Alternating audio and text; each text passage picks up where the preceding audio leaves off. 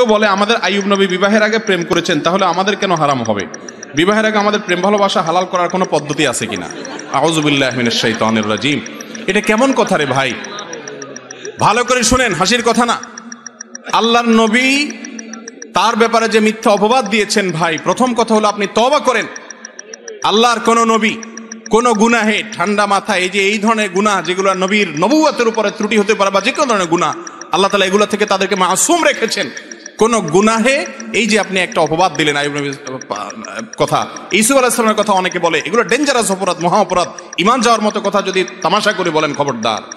আল্লাহর কোন নবী এরকম কাজ করেন নাই। আইয়ুব আলাইহিস সালামের ব্যাপারে অনেকগুলো ইসরাইলি রিওয়ায়াত পাওয়া যায়, ইহুদিদের বর্ণনা, সেগুলোতে এই ধরনের অনেক কথা বলা আছে যেগুলো অত্যন্ত ভয়াবহ এবং সঠিক নয়, ভুল, হারাম জিনিস। আল্লাহ তাআলা আমাদেরকে বাঁচার তৌফিক দান করুন। নিজে আকাম করবেন আবার নবীকে টানতেছেন সেটার জন্য। আস্তাগফিরুল্লাহ।